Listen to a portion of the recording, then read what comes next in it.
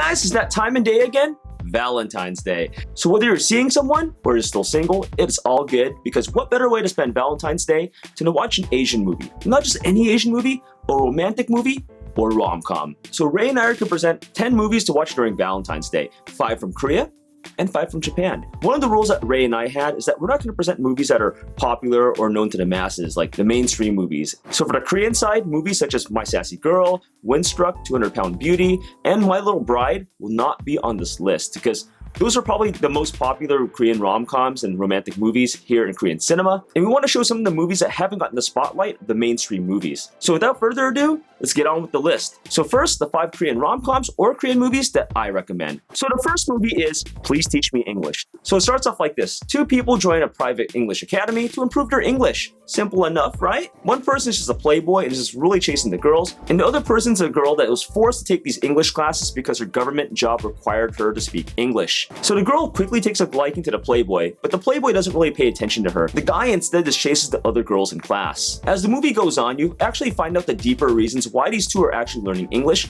along the way laughing at their constant jokes without this film. The movie also depicts just how big of a business learning English here in Korea is today, and it was back then in 2003 when the movie came out. I really loved how this movie portrayed learning English with over-exaggerated English phrases and over-the-top scenes. I would join an English class that made English fun to learn like this movie. The next is The Beauty Inside. And this movie is based off the 2012 American social film, The Beauty Inside. So the movie has a cool twist. It's about a man that every day wakes up in a different person's body. And this person can take many shapes. It could be a man, woman, old, young, or even a foreigner. And every day this guy finds himself trapped in a new body, but has the same inside qualities inside of him. He's pretty much still the same person with a new outside appearance. Oof, talk about waking up in the morning and being shocked to see your face every day. Well, in any case, the only constant in his life is seeing the love of his life, Woo-jin. So every day this guy has to convince Woo-jin that he's the love of her life, even though he's like trapped in a new body. It's interesting to see what Woo-jin will think, since, well, it's kind of weird to have a new person come up to you and say,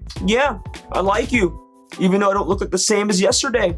Yeah, this movie's also getting an American remake again in 2017, starring Emilia Clarke from Game of Thrones fame. So the next movie is The Classic, and this movie shows a parallel story between a mother and her daughter. So the story goes like this. One day the daughter is looking around the house and finds an old box of letters belonging to her mother. And as she reads the letters, she soon finds out about her mother's past. So the movie suddenly takes a flashback to her mother's past and what it was like as her being a college student. And then as the film goes on, the movie switches between the mother and the daughter story quite often, showing the mother's past life as well as the daughter's current life. And what I really liked about the movie is that it interweaves both the mother and daughter story quite beautifully. I would have to say this is one of Korea's finest romantic movies. There's really not much laughs in this movie. It's straight up romance, story, and drama. This movie is definitely a Korean classic, pun intended, and it was known to make many moviegoers cry and go for the tissues. The next movie is Architecture 101. So the movie starts off like this. 2 university students who are each other's first love meet 15 years later in their mid-30s. So the guy, who's now an architect, gets a contract from his boss to rebuild his ex-girlfriend's house on Jeju Island. Oof, talk about awkward. While the guy doesn't really want to take the contract at first, I mean, who wants to relive like all the pain and misery and whatnot of, your former flame 15 years ago? His ex-girlfriend goes up to his boss and insists her former flame build her house. As they meet for the first time in over a decade, you can understand that things are going to get a little bit awkward, a little bit weird, and it also opens up the wounds for what really did happen during university. And this movie is one of those solid romantic movies that came out in the 2010s, and this movie is just really sad and touching, and it might even make you cry. So our next movie is Someone Special. So the movie starts off like this. You got a professional baseball player that's always dating, but never had a first love. Despite the fame, popularity, and money, love has always eluded him. This is even more apparent when his latest girlfriend dumps him one day. But that's not even the worst thing that happens that day. Later that day, he goes to the doctors and finds out he has a life-threatening malignant tumor that makes him only live 3 more months. So he finds out this news in September, and he's like, man, I'm gonna go YOLO. He doesn't even know if he's gonna make it to the new year. So like most people that have nothing to lose, he goes out to a bar and tries to drink his sorrows away. But little does he know that fateful one drunken night changed his life forever. Well, these are the 5 Korean rom-coms or Korean romantic movies that I have. Now over to you, Ray. Thank you for those movie recommendations, Jason. I'll make sure to check them out. I don't think I've seen all of them, but I definitely will when I have the chance. And hello everyone, this is Ray with 5 movies to recommend from Japan for you to watch this Valentine's Day. And you don't necessarily have to watch these movies on Valentine's Day. You can watch them pretty much anytime you like, anytime you're on a date, and even if you're at home wanting to be on a date. And once again, to reiterate what Jason said, we're going to try to stay away from mentioning all the really popular and mainstream movies. But you know, I try to do that with this list from Japan, but the more I thought of it, the more I realized I don't really know what's the mainstream of romantic movies that come out of Japan, because, you know, the majority of them are based on girls' comics, and I don't actually read these girls' comics. Sorry to disappoint you guys. So I'm gonna just do my best and try to wing it and try to guess that these movies aren't exactly all that mainstream, but I know I'm gonna be wrong with 1 or 2 of these entries. But the movies that I won't mention are the ones made by Shinkai Makoto. If you guys have ever seen Your Name or Kimi no Na wa, that was probably the biggest movie to come out of Japan of 2016, and it's a romantic movie. And so because it's so big and so famous, that movie isn't gonna be in this list. But you all should check it out if you haven't seen it already anyway. But anyways, here we go with these 5 movies from Japan. The first movie to talk about is Girl in the Sunny Place, directed by Miki Takahiro. And it's an adaptation of a really popular romantic novel written by Koshigaya Osamu. This adaptation stars Matsumoto Jun. If you're a fan of Arashi, you should know his name very well. And Ueno Juri, if you ever seen the drama Nodame Kantabire. If you ever seen the drama Nodame Kantabire, or even the movie Swing Girls, you will know Ueno Juri. So the story of the Girl in the Sunny Place is about a salesman named Kosuke. Years after graduating high school, he is reunited with a friend from back in the day named Mai. Back in the day, Mai was often bullied because of her raggedy looks, but now, you know, she transformed into Ueno Juri, so now she's pretty cute. So after reuniting, Kosuke and Mai started dating, then they eventually marry. But then something happens and it is revealed that Mai actually is keeping a secret from Kosuke. And Kosuke doesn't really know what's happening. All he knows is that memories of Mai start fading, both from him and also from the people around them. Now, I like Girl in the Sunny Place because it's, you know, it's a romantic movie, but it's also a fantasy in a way.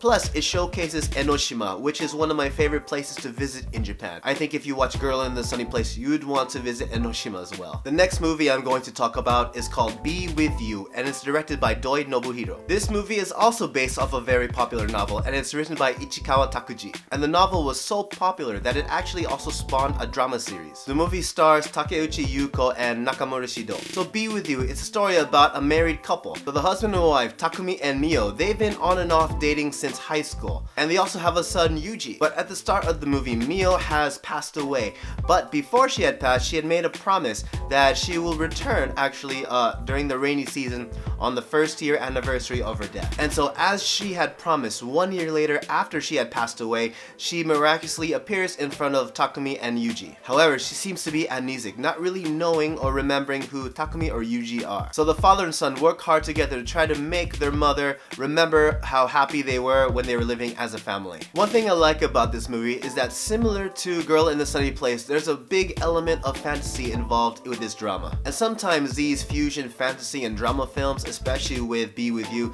they don't really explain how the magic works. But I felt like with Be With You, because it didn't really explain what was happening, it kind of felt alright, just keeping this atmosphere of mystery and fantasy. But upon watching this movie, you will probably fall in love with Takeuchi Yuko, Sunflower Fields, and also the J-pop band Orange Range. Definitely when you watch this, make sure to have a box of tissues at your side ready to go. The next movie I'm going to talk about, I'm pretty sure is in the mainstream because it's based off a very popular girls comic, and that movie is Orange. Now, girls comics, I feel for the most part the stories and the characters are mostly the same thing, the same kind of pattern, but I felt Orange was definitely one of the standouts among all these stories. The manga was originally written by Takano Ichigo, and this movie adaptation is directed by Hashimoto Kojiro. It stars a bunch of young actors, but they're all led by Tsuchiya Tao and Yamazaki Kento. And there's also a bit of unexplained magic that happens with this movie as well, similar to, I guess, the majority of the movies on this list. Apologies for that. But anyway, the story is about a high school girl named Naho, and she receives a letter mysteriously that pops up in her bag, but is sent by someone who claims to be Naho 10 years into the future. And basically, in the letter, it tells Naho that soon she will be friends with a boy who transfers from another school, named Kakeru. And in the letter, it says that she and her friend friends become really close with Kakeru, but then one day he suddenly dies. So the letter is kind of like a diary from future Naho, but it's also instructions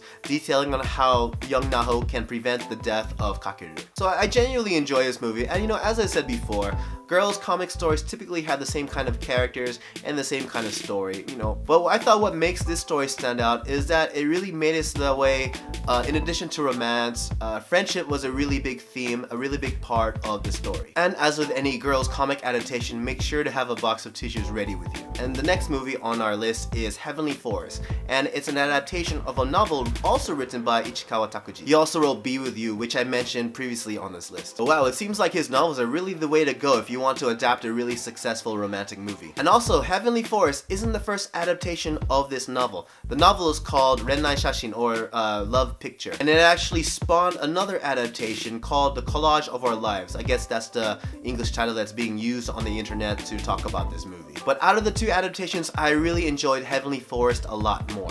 Now, I haven't read the original novel, but I do like Heavenly Forest better as a film and with its stars that it has. And so the movie stars Miyazaki Aoi, Tamaki Hiroshi, and also Kuroki Mesa. So the story centers on university students, and the main character Makoto, he is studying to be a photographer, and he meets this girl Shizuru, who's kind of this strange and wacky character. Like, even though she's a university student, she looks and acts like a child. So the two start hanging out, and Makoto introduces Shizuru to the world and wonders of photography, so she becomes interested as well. So the two often go to the forest and just spend the days just taking photos of things in it. But on Shizuru's birthday, she requests to Makoto that as a birthday present, that in their forest, that he allow her to take a photo of them kissing. Shizuru and so they do that, but after so, Shizuru mysteriously disappears. And so everything after that, you know, to kind of keep up with this theme that I have going on with this list, there's a lot of unexplained magic and a bit of fantasy involved. But same with Ichikawa's other story, Be With You, I really liked the way the magic really felt with this movie, and I felt like it wasn't too out of place. And you know, I have to admit, out of all the movies that I mentioned on this list, Heavenly Forest really got me, and I really needed that box of tissues. And this movie definitely made Miyazaki Aoi one of my favorite actresses, even till today. Although I'm pretty sure the majority of you who have seen Nana,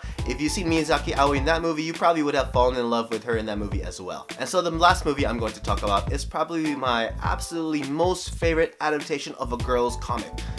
I love it so much that I swear it was based off of a boys comic, but I have been told otherwise. And that movie is My Love Story. The movie was directed by Kawai Hayato, and it stars Suzuki Ryohei, who is probably my favorite actor in Japanese cinema right now. It also stars Nagano Mei and Sakaguchi Kentaro. Now the story takes place in high school, but you know, obviously Suzuki Ryohei is not a high school aged actor. But he plays this character named Takeo, who's basically really strong, really masculine, actually too masculine for his age. And he's adored by every single male student. They idolize him because he's good in every sport, he's super strong, and he's also super nice to his friends. But even though he is loved by all the male students, he is shunned by the female students because of how much he looks like a gorilla. Their words, not mine. Actually, all the girls prefer to talk to Takeo's best friend Makoto, who's kind of like your typical young, handsome guy. But one day, Takeo saves a girl from the hands of a pervert, and the girl is Rinko. And of course, Takeo instantly falls in love with Rinko, but because of his past experiences with women, he automatically assumes that Rinko doesn't have a thing for him. But of course, Rinko, she's different than the other girls. She also starts to have a thing for Takeo. And so the movie is loaded with all sorts of comedy, all sorts of gags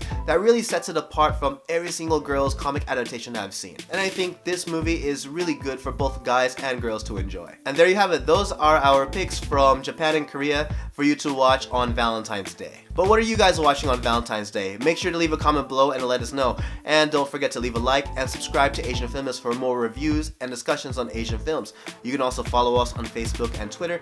And if you subscribe to our email newsletter, you can receive a free copy of our ebook, The 108 Asian Films for New Fans to Watch. And once again, my name is Ray. You can find me on Twitter at RayMaru555. And you can also follow Jason at IamJangta. And that's about it, guys. Alright everyone, we're about to watch some more movies. We'll be back soon, yeah? Promise.